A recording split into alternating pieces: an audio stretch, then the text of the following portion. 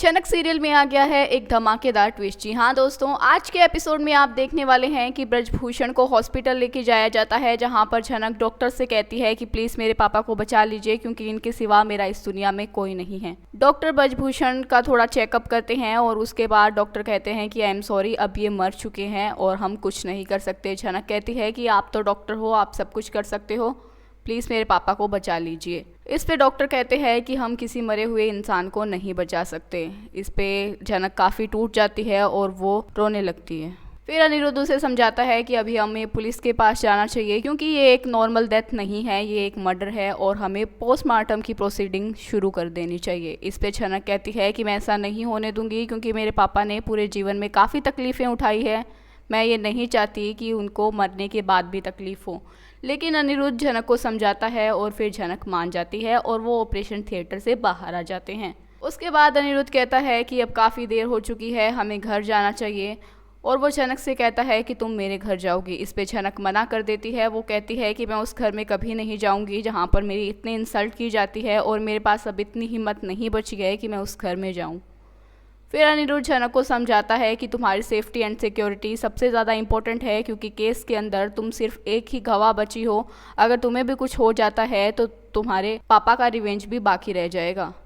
अभी तुम्हें हिम्मत करनी चाहिए और मुसीबतों का सामना करना चाहिए। लेकिन जनक अनिरुद्ध के घर जाने के लिए तैयार नहीं है। वो कहती है कि मैं अपने घर जाऊँगी क्योंकि वहाँ पे मेरे पापा की यादें हैं और मैं वहीं रहूँगी। दूसरी तरफ आप ये भी देखेंगे कि विनायक और सृष्टि दोनों आपस में लड़ रहे होते हैं। विनायक कहता है कि मुझे पता है इन सब के पीछे तुम्हारा ही हाथ है क्योंकि इस सब में तुम्हारे सिवा किसका ही फ़ायदा हो सकता है।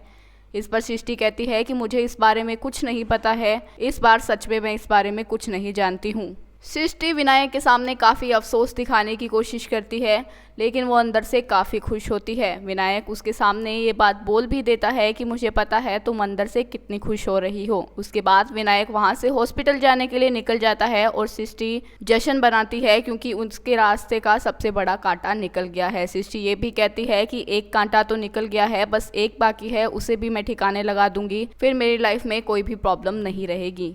अर्शी भी अनिरुद्ध को फ़ोन करती है कि इतनी रात को तुम बाहर क्या कर रहे हो, तुम्हें घर आ जाना चाहिए। इस पे अनिरुद्ध कहता है कि मुझे बाहर रहने से या घर आने से तुम्हें क्या ही फ़र्क पड़ता है। इस पर अर्शी कहती है कि सिर्फ तुम ही घर आना, जो इस घर में नहीं रहते हैं उनको साथ में उठाकर मत लाना। इस पे अनिरुद्ध काफ़ी गुस्सा हो जाता है और कहता है कि जिस घर से तुम फ़ोन कर रही हो वो घर मेरा भी है, तो ये मैं डिसाइड करूँगा कि कौन इस घर में आएगा और कौन उस घर से जाएगा। फिर अनिरुद्ध फ़ोन कट कर देता है और जनक को कन्विंस करता है कि वो उसके साथ उसके घर जाएगी।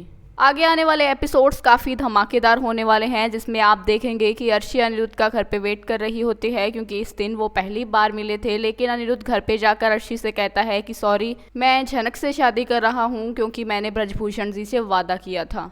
इस बात पे अर्शी काफ़ी हैरान हो जाती है। तो देखना ये होगा कि अब सीरियल में क्या नया अपडेट आने वाला है, क्या नया ट्विस्ट आने वाला है। क्या अर्शी जनक से फिर से बदला लेगी या फिर अनिरुद्ध की शादी सच में जनक से हो जाएगी। आपकी इस सीरियल के बारे में क्या राय है, कमेंट करके जरूर बताना। इसी तरह के अपडेट्स एंड ट्विस्ट के लिए चैनल को सब्सक्राइब जरूर करें। अगर आपको आज का वीडियो अच्छा लगा हो तो वीडियो को लाइक जरूर करें। जल्दी मिलेंगे एक नए अपडेट एंड ट्विस्ट के साथ। Thanks for watching.